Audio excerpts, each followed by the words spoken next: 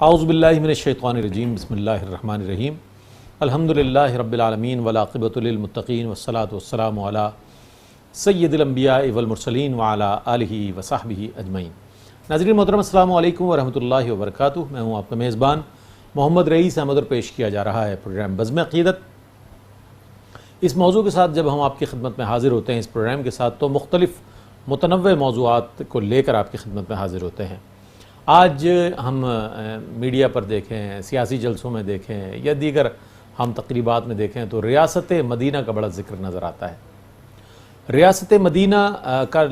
لفظ کہہ دینا کافی نہیں ہے، ریاست مدینہ کے خد و خال کو جاننا بہت ضروری ہے۔ ریاست مدینہ کے وہ اولین اقدامات کو پیش نظر رکھنا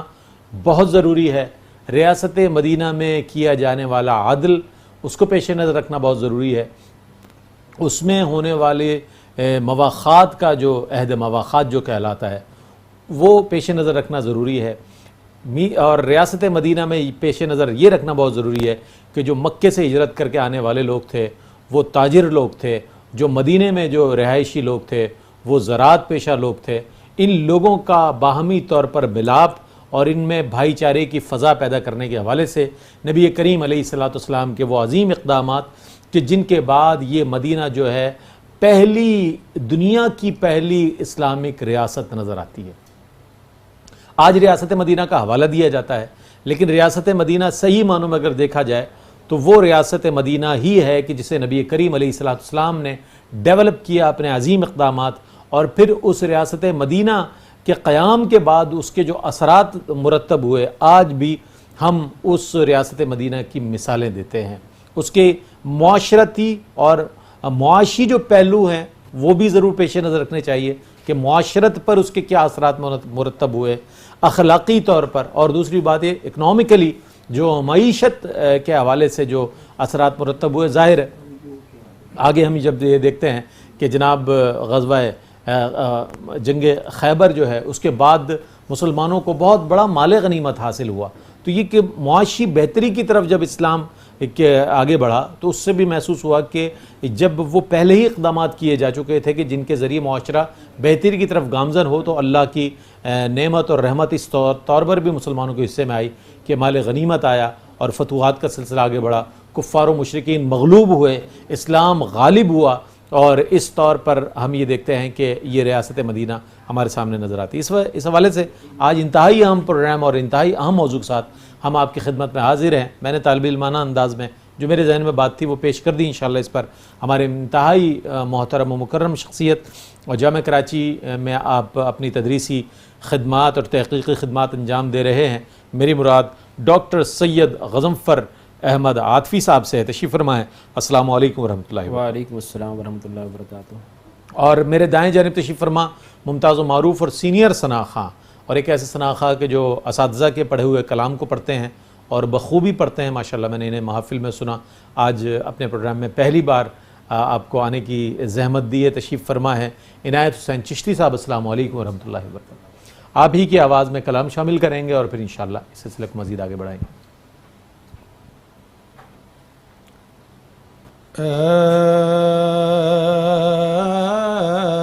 ایسا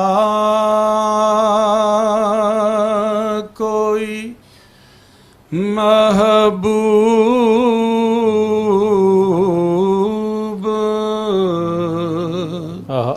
نہ ہوگا نہ کہیں ہے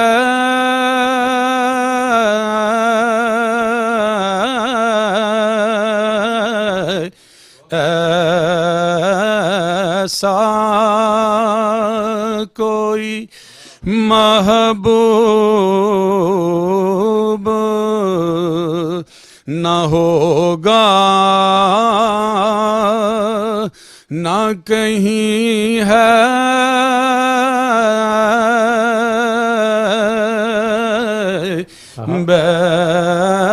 بیٹھا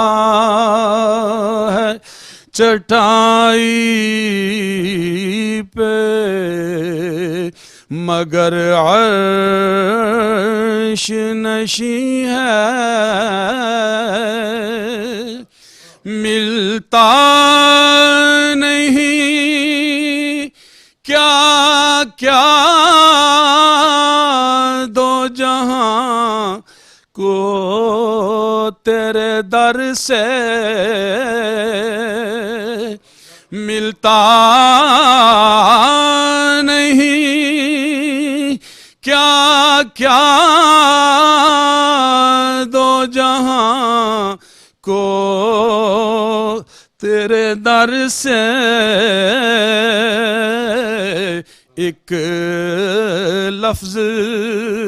نہیں ہے کہ تیرے لب پہ نہیں ہے ہر ایک کو میسر کہاں اس در کی غلامی ہر ایک کو میسر کہاں اس در کی غلامی اس در کا تو دربان جبریل امی ہے اس در کا تو دربان بھی جبریل امی ہے دل گریا کنا اور نظر سوئے مدینہ دل گریا کنا اور نظر سوئے مدینہ اعظم تیرا انداز طلب کتنا ہنسی ہے اعظم تیرا انداز طلب کتنا ہنسی ہے ایسا کوئی محبوب نہ ہوگا نہ کہیں ہے بیٹھا ہے چٹائی پہ مگر عرش نشی ہے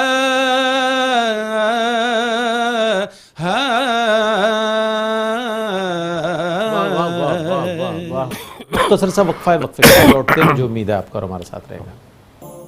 ناظرین آپ کا خیر مقدم ہے. آج ریاست مدینہ اور اس کی معاشرت اور معیشت کے حوالے سے بات ہو رہی ہے. بنیادی جو ریاست مدینہ کے خد و خال تھے ان کو بیان فرمایا ڈاکٹر صاحب نے, اور اس کے پھر جو اثرات مرتب ہوئے معاشروں پر اور اس کے گرد و نواح میں اور اس کی سراؤنڈنگ میں جتنی ریاستیں تھیں, وہ حیران ہو گئے کہ یہ کیسی ریاست قائم ہوئی ہے کہ جس میں اتنا عدل ہے, اتنی قربانی کا جذبہ ہے, ایثار کا جذبہ بنیادی طور پر یہ نظر آتا ہے ریاست مدینہ میں کہ اپنا مال کسی کو دے دینا کوئی آسان بات نہیں ہوتی. لیکن یہ تربیت رسول ہے صلی اللہ علیہ وآلہ وسلم کہ انصار نے مہاجرین کے لیے اپنے تمام حقوق میں سے نصف کر دیا, املاک میں سے,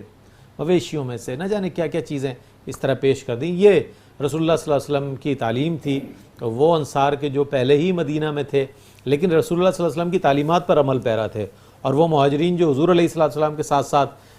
جو ہے گریجولی ہجرت کر کے مدینہ پہنچے, وہاں پر ایک مثالی معاشرہ قائم ہوا. اس میں مزید بات کریں گے. شامل کر رہے ہیں نعت رسول مقبول صلی اللہ علیہ وآلہ وسلم, پیش کریں گے عنایت حسین چشتی صاحب. بسم اللہ. خود کو دیکھا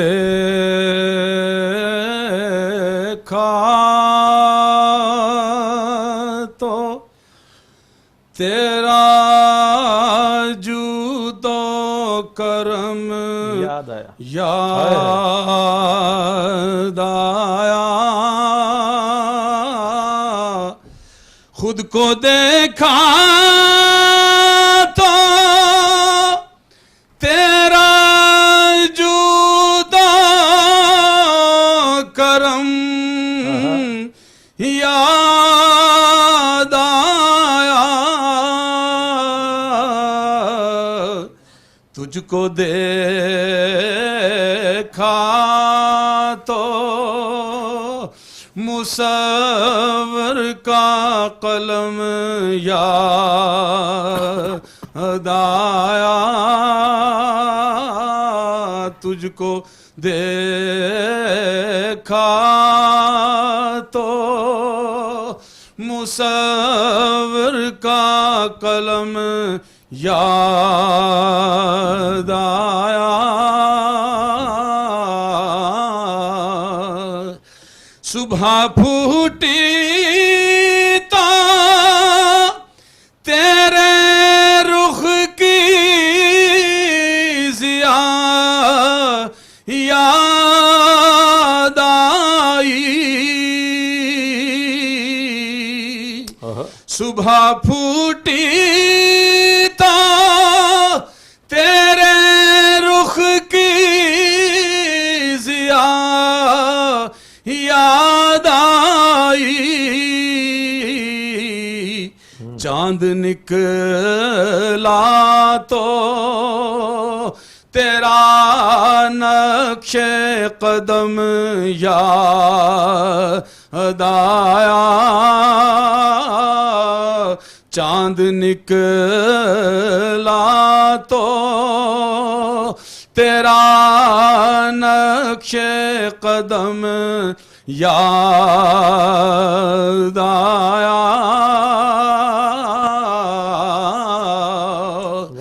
کعبہ دیکھا تو تیری بت شکنی یاد آئی کعبہ دیکھا تو تیری بت شکنی یاد آئی خلد دیکھی تو خلد دیکھی تو تیرا صحن حرم یاد آیا خلد دیکھی تو تیرا صحن حرم یاد آیا روشنی پھیل گئی حد نظر تک اعظم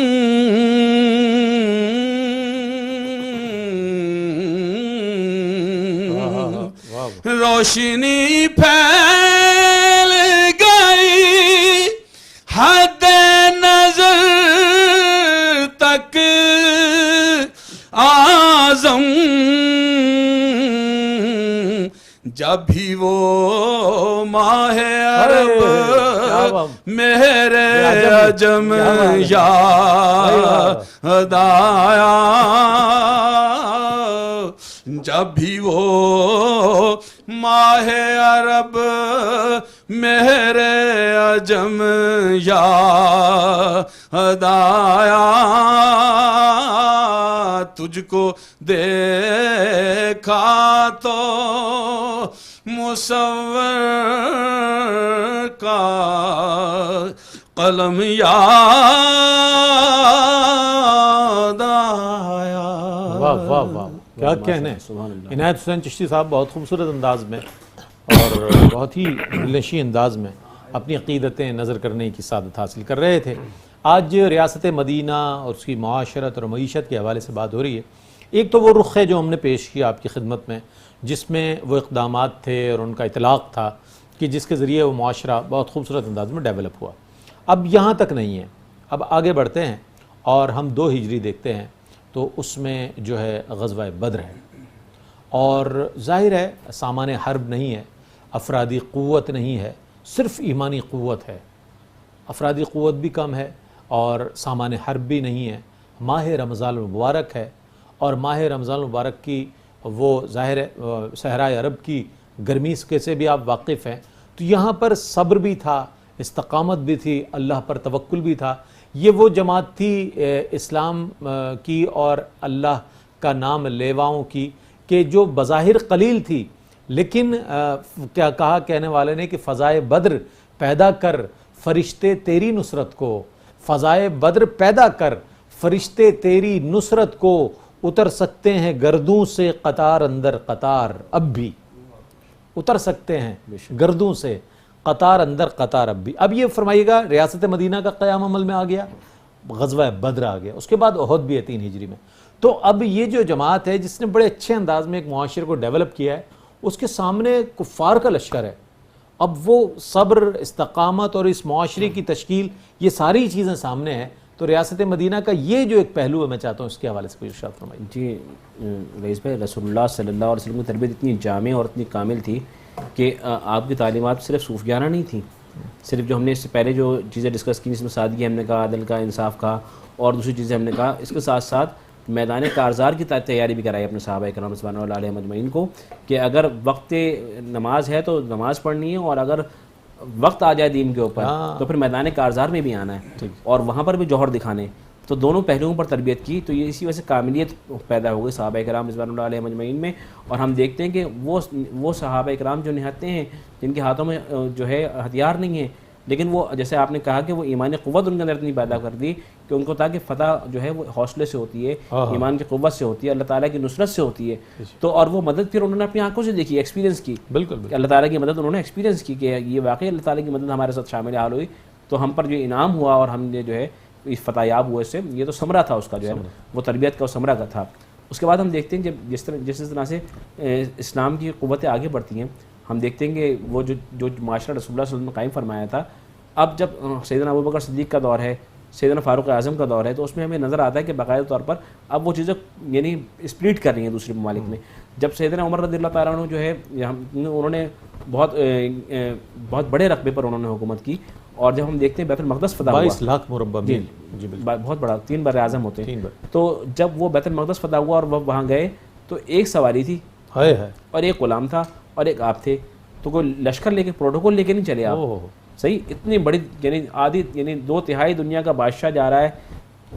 خلیفہ جا رہا ہے، امیر المومنین جا رہے ہیں، تو وہ ان کے ساتھ کوئی لاؤ لشکر نہیں تھا، کوئی پروٹوکول نہیں تھا، کوئی فوج، کوئی سیکیورٹی، یہ چیز نہیں تھی، کہ یقین تھا کہ زندگی دینے والی ذات اللہ تعالیٰ کی جو رات قبر میں گزرنی ہے، وہ لاؤ لشکر کے ساتھ بھی جو ہے قبر میں گزرے گی اور اس کے بغیر بھی قبر میں گزرے گی۔ تو یہ یقین تھا موت اور زندگی اللہ کے ہاتھ میں، تو جا رہے ہیں، اور طے یہ ہوا کہ چونکہ ظلم نہیں ہے اسلامی حکومت میں اندر، تو یہ طے ہوا کہ آدھے راستے یہ بیٹھیں گے، غلام جو ہے یہ سواری پہ ہوگا اور سیدنا عمر جو مہار پکڑیں گے، پھر اتنے فاصلہ جو ہے وہ غلام مہار پکڑے گا، سیدنا عمر رضی اللہ عنہ امیر المومنین ہے، وہ بیٹھیں گے سواری کے اوپر۔ تو چنانچہ یہ جا رہے ہیں، اور جب آپ قریب آنے لگ گئے، منزل مقصود پر پہنچے، جی اب جب بیت المقدس سے قریب آنے لگ گئے تو سیدنا عمر نے یہ نہیں کہا کہ دیکھو میں بادشاہ، میں جو ہوں امیر المومنین ہوں، تو اب میں اچھا نہیں لگتا کہ میں مہار پکڑوں، بلکہ غلام نے عرض کی امیر المومنین اگر آپ اجازت دیں اور میں اپنا حق آپ کو ہبا کرتا ہوں، میں اپنا حق چھوڑتا ہوں اور آپ جو ہے سواری پہ بیٹھیں اور میں جو ہے ایسے کروں گا۔ اس وقت سیدنا امیر المومنین کی جو ہے کرتے کے اوپر پیوند لگے ہوئے تھے، اللہ، اور 1 2 نہیں، 17 پیوند کا ذکر آتا ہے، بہت سے پیوند لگے ہوئے تھے۔ تو اس طرح سے جا رہے ہیں، اور وہ وہاں پر اپنی کتابیں کھول کے کھڑے ہوئے تھے، اور کہا کہ اگر تمہارا امیر کون ہے، بولے یہ مہار جس شخص نے، تو کہا اگر یہ سواری بیٹھے تو آج ہم ان کو چابیاں نہیں دیتے۔ تو یہ ہماری کتابوں میں لکھا ہے بیت المقدس وہ فتح کرے گا، جو کہ غلام جو ہے وہ سواری پہ ہوگا اور آقا جو ہے وہ مہار پکڑے ہوگا، پیدل سواری پہ غلام آتا ہے، سواری پہ غلام آتا ہے۔ تو یعنی کہ یہ انصاف، یہ عدل، انسانیت کا یہ احترام، آج جو لوگ ہیومن رائٹس کی بات کرتے ہیں اور ویمن رائٹس کی بات کرتے ہیں، وہ سیکھیں رسول اللہ صلی اللہ علیہ وسلم سے اور ان کے صحابہ کرام سے، کہ اور یہ لیبر لاس کی جو بات کرتے ہیں اور جو عام نیچلی ڈپریو جو ہمارا طبقہ ہے اس کے حقوق کی بات کرتے ہیں، وہ سیکھے اس سے کہ غلام جو ہے، اچھا ایک ہوتا ہے پیڈ نوکر اور ایک ہوتا ہے غلام۔ تو اسلام کے یہ ثمرہ ہے کہ دنیا میں غلامی ختم ہو گئی،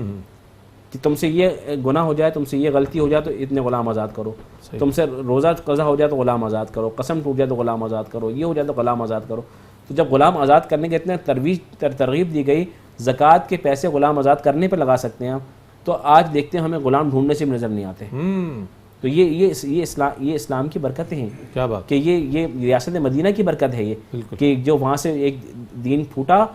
تو ایسی کرنٹ پھوٹی دین کی، ایسی جو ہے وہ روشنی پھیلی کہ پورے دنیا کو غلامی سے آزاد کرا دیا۔ کیا بات، تو صرف مسلمانوں کے لیے نہیں بلکہ پورے عالم کے لیے جو ہے وہ رہنما تعلیمات ثابت ہوئیں۔ اور جن اسٹیٹس میں رئیس بھائی یہ جو ہے آج کل لوگ اس چیز پہ جو بالکل نیوٹرل قسم کے محققین ہیں ویسٹ کے بھی، وہ بھی اس چیز کو دیکھتے ہیں کہ یہ جو چیزیں لی ہیں ہم نے میثاق مدینہ سے لی ہیں،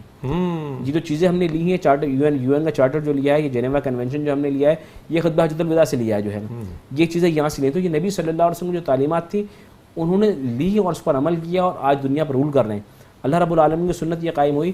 کہ یہ نہیں کہا کہ میں مسلمانوں کو حکومت دوں گا، کہ جو انصاف کرے گا اس کو حکومت دوں گا، جو بندہ ان چیزوں پر عمل کر لے گا وہ حکومت، دنیاوی حکومت اس کے لیے ہے، واہ، اور وہ ہم نے چھوڑ دی ہے۔ آج مسلمانوں پر، عالم اسلام کے مسلمانوں پر یہ لائبلٹی ہے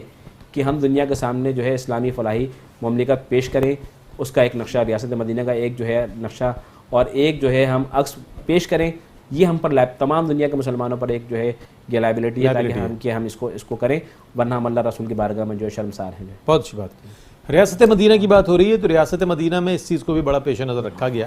کہ اسلام میں علم حاصل کرنا ہر مرد و عورت پر فرض قرار دیا گیا ہے۔ اور ہم آگے نہیں بڑھیں گے، ہم اگر 2 ہجری ہی کی بات کریں اور غزوہ بدر ہی کی بات کریں تو اسیران بدر کا جب معاملہ آیا اور اسیران بدر کے حوالے سے جب سرکار علیہ السلام نے مشاورت فرمائی کہ کیا کرنا چاہیے ان کے ساتھ، تو آخر کار اس جو تجویز کو امپلیمنٹ کیا گیا کہ جس تجویز میں یہ تھا کہ ان کا ایک بندہ 10 افراد کو تعلیم سے بہرمند کرے۔ تو تعلیم کا ایک ریاست مدینہ میں اس کے رائج کرنے کے حوالے سے جو ویژن تھا نبی کریم علیہ السلام کا اور علم کی اہمیت کے حوالے سے، میں چاہتا ہوں اس کے اوپر بھی ڈاکٹر صاحب کچھ کلام فرمائیں تاکہ آج کے معاشرے کو بھی معلوم ہو کہ ہمارے اور آپ کے آقا صلی اللہ علیہ وسلم نے کس قدر اس کی اہمیت کو محسوس کیا اور اس کو امپلیمنٹ کیا۔ جی، یہ بہت خوبصورت واقعہ آپ نے اس طرف نشاندہی کی کہ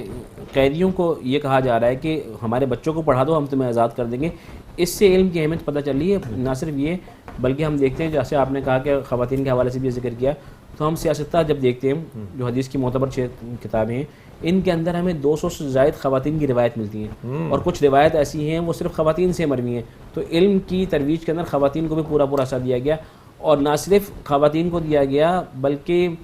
سیاستہ کے اندر ہمیں ایسی صحابیات اور ایسی تابعیات کی روایت ملتی ہیں جو کہ غلام تھیں۔ بالکل صحیح، یعنی پہلے تو یہ تھا علم غلام تو کیا خواتین حاصل نہیں کر سکتی، اور جو دوسرے غلام تھے وہ بھی حاصل نہیں کر سکتے۔ علم جو ہے وہ چند لوگوں تک محدود تھا، اور وہ علم جو الہام اور وحی و الہام جس کا مصدر ماوا ہو، تو وہ علم تو صرف ایک خاص طبقے میں ہوتا تھا۔ بالکل یہی وجہ تھی یہود کے علماء تو جانتے تھے نبی صلی اللہ علیہ وسلم کو کہ یہ اللہ کے نبی نشانی جانتے تھے، لیکن وہ بتاتے نہیں تھے، کیونکہ کیا تھا، قدغن تھا کہ مذہبی کتابیں ایک مذہبی طبقے کے علاوہ لوگوں کے ایکسیس میں نہیں تھی۔ بالکل، تو اللہ کے نبی صلی اللہ علیہ وسلم نے آگے اس کو عام کر دیا، اس خزانے کو عام کر دیا، اور یہاں تک لوگوں کو دعوت دے دی کہ علم جو ہے یہ مومن کی کھوئی ہوئی میراث ہے، بالکل، اسے جہاں سے ہو سکے حاصل کر لو۔ تو یہ ترغیب دلائی واہ واہ کہ یہ علم جہاں سے ملے علم حاصل کر لو۔ امام اعظم نے جو ہے وہ ایک غیر مسلم سے جو ہے وقت علم توقیت سیکھا، صحیح، بالکل۔ تو یہ جہاں سے آپ کو علم ملے علم حاصل کر لیں، علم ضرور حاصل کریں لیکن اپنے ایمان کو نہ چھوڑیں، اپنی تہذیب کو نہ چھوڑیں۔ کیا بات، تو اللہ کے نبی صلی اللہ علیہ وسلم نے کہ وہاں تو علم کی تو بہت ہوتی، قرآن کریم اللہ رب العالمین ارشاد ہے والذین اوتوا العلم درجات، کہ ہم نے اہل علم کے درجات کو بلند فرمایا، اور رسول اللہ صلی اللہ علیہ وسلم نے جو علماء کی خصوصیات بیان فرمایا العلماء ورثۃ الانبیاء، کہ علماء ہی جو انبیاء کے وارث ہیں۔ بالکل جی، تو یہ علم کا تو بہت مقام اس معاشرے کے اندر تھا۔ اور جی کیا کہنے، بہت اچھے انداز میں ریاست مدینہ کے حوالے سے جو عملی اقدامات نبی کریم علیہ السلام کے تھے اس پر بات ہو رہی ہے، کیسے یہ ریاست مثالی ریاست بنی اور کیسے اس مختصر طبقے نے، مختصر افراد نے پوری دنیا کے رہنے والوں کو حیران کر دیا، اور آج بھی اس کی مثالیں دی جاتی ہیں۔ یہی وہ اقدامات ہیں اور اس پر امپلیمنٹیشن ہے کہ جس نے اس دور کو ہمیشہ کے لیے ایک عہد زرعی کے طور پر یادگار بنا دیا۔ اس پر مزید بات کریں گے، ایک مختصر سا وقفہ ہے، وقفے کے بعد لوٹتے ہیں، مجھے امید ہے آپ کا ہمارے ساتھ رہے گا۔ ناظرین، آپ کا خیر مقدم ہے۔ آج بات ہو رہی ہے ریاست مدینہ اور اس کی معاشرت اور معیشت کے حوالے سے بہت عمدہ انداز میں ڈاکٹر صاحب نے بیان فرمایا. ظاہر ہے ابھی فتح مکہ دور ہے، لیکن جب ہجرت ہو گئی اور ہجرت کے بعد جب ایک سوسائٹی قائم ہو گئی تو معلوم یہ ہوتا ہے کہ اس نے ایک ایسا میں سمجھتا ہوں رول ماڈل دے دیا تمام لوگوں کو، ایک ایسا ویژن دے دیا کہ میں سمجھتا ہوں جس کا نہ صرف مثال قائم ہو گئی بلکہ غلبہ بھی کفار مکہ پر قائم ہو گیا کہ جناب کوئی ریاست ہے جو کام کر رہی ہے جس میں ایسے ایسے اقدامات کیے گئے ہیں کہ جہاں سے بہت زیادہ جس کے اثرات نظر آ رہے ہیں. اور اس کے بعد اس کا تتمہ اس طرح ہوتا ہے کہ فتح مکہ کی صورت میں یہ سارا جو ہے نا اس کے اثرات پورے حجاز پر نظر آتے ہیں. پھر اس کے بعد جب خلفائے راشدین کا دور آتا ہے تو سیدنا صدیق اکبر کی 2.25 سال کی کا خلافت راشدہ، پھر حضرت عمر فاروق کا 10.5 سال یا 10 سال کے قریب، اور پھر سیدنا عثمان غنی کا 11 سالہ دور خلافت اس بات کی غمازی کرتا ہے کہ پھر فتوحات ہی فتوحات ہیں. اور کم و بیش 3 بر اعظموں پر سیدنا عمر فاروق رضی اللہ تعالیٰ عنہ کی وہ فتوحات نظر آتی ہیں کہ جس سے اسلام کو غلبہ حاصل ہوا اور بہت ساری مملکت جو ہے وہ اسلامی مملکت میں شامل ہوتی ہوئی نظر آئی. کیا فرماتے ہیں ڈاکٹر صاحب؟ آج کا دور بہت اہم دور ہے ملت اسلامیہ کے لیے. آج ہم بات کرتے ہیں ریاست مدینہ کی، تو صرف ہمارا ایک کہہ دینا کافی نہیں ہے، اس میں جتنے حقائق ہیں اس کو پیش نظر رکھنا ہوگا، جتنے اقدامات ہیں انہیں امپلیمنٹ کرنا ہوگا. کیا تب اس کے اثرات ہم محسوس کر سکیں گے یا صرف ہمارے قولی دعووں سے یا کہنے سے ریاست مدینہ کا قیام عمل میں آ جائے گا؟ نہیں،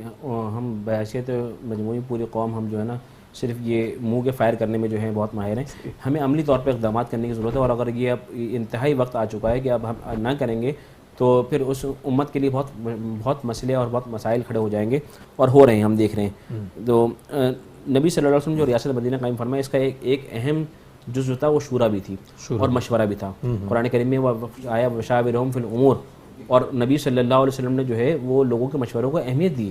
اور سلمان فارسی رضی اللہ تعالیٰ عنہ نے مشورہ دیا کہ ایک غزوے کے موقع پر خندق کھدوانے کا کہ اس طرح جنگ کی جائے، تو اللہ کے نبی صلی اللہ علیہ وسلم وہ صرف ایک طرف تھے،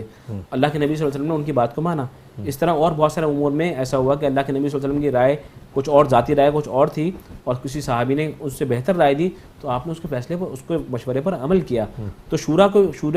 قائم فرمایا. اور کئی دفعہ ایسا ہوا سیدنا علی رضی اللہ تعالیٰ عنہ کی نے مشورہ دیا اور قرآن نازل ہوا، اور سیدنا عمر رضی اللہ تعالیٰ عنہ نے بہت ساری دفعہ ایسا ہوا. موافقات عمر میں تو کئی آیات ہیں. جی سیدنا عمر رضی اللہ تعالیٰ نے جو چیز زبان سے کہی، 3 تو ایسی واقعات ہیں جہاں پہ وہ انہی الفاظ کے ساتھ وہی نازل ہوئی. بالکل جی. تو اللہ، اور وہ شورا تھی، اور شورا کے اوپر، شورا اسلام کے اندر جو جمہوریت ہے وہ شورا کی جمہوریت ہے.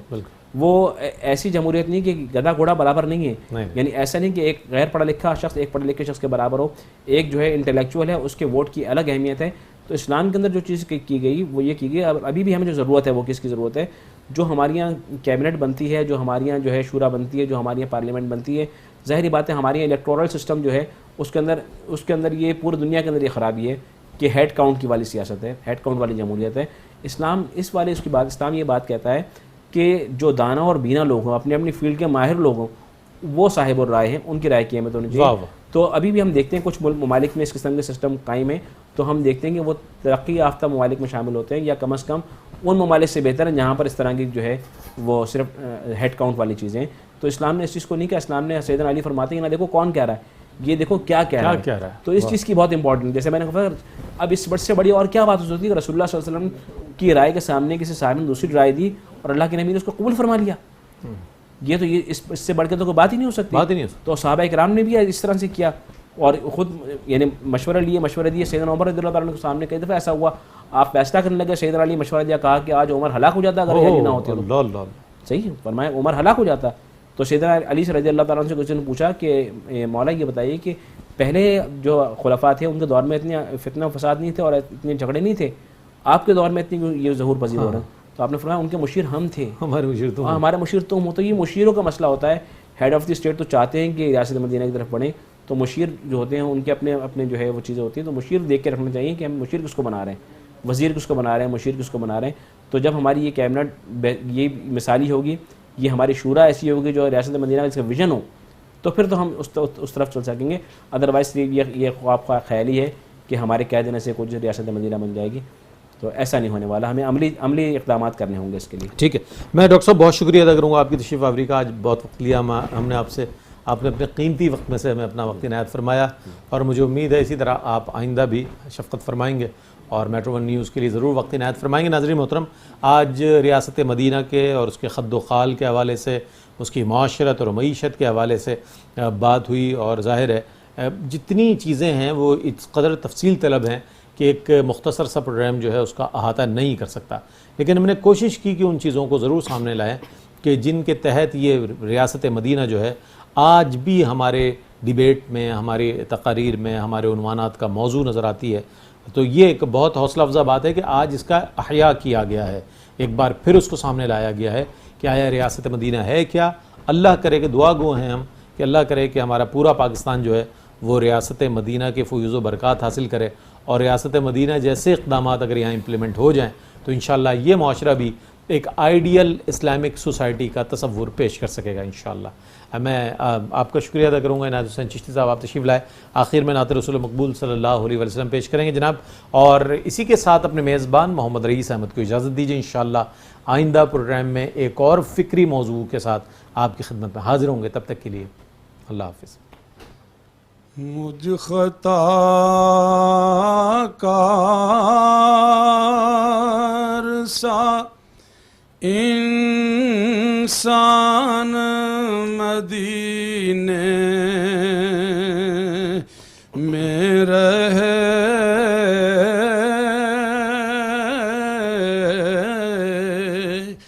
مجھ خطا کار سا انسان مدینے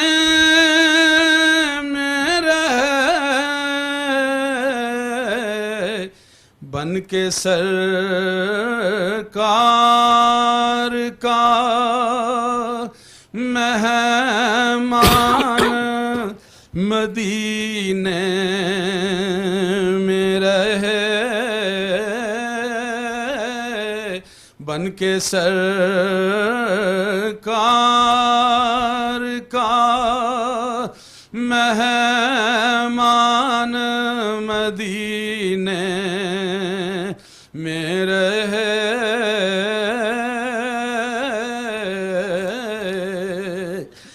یاد آتی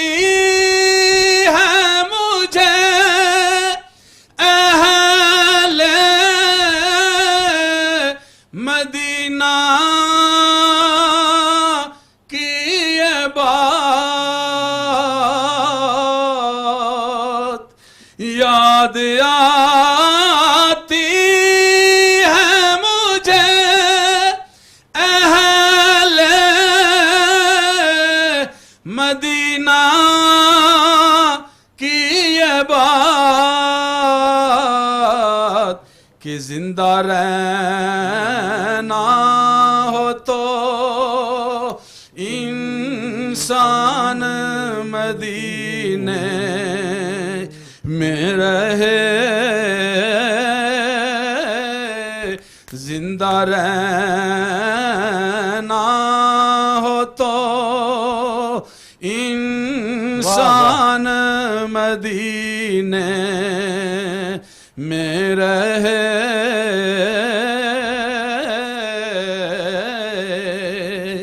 یوں ادا کرتے ہیں عشاق محبت کی نماز، یوں ادا کرتے ہیں عشاق محبت کی نماز، کہ سجدہ کعبے میں ہو اور دھیان مدینے میں رہے، سجدہ کعبے میں ہو اور دھیان مدینے میں رہے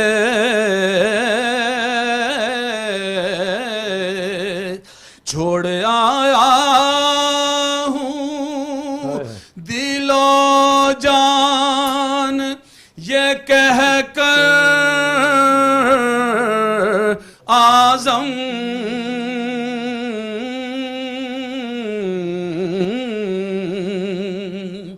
چھوڑ آیا ہوں دل و جان یہ کہہ کر آزم آ رہا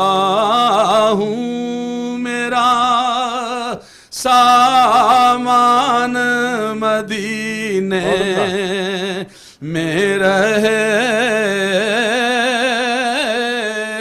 آ رہا ہوں میرا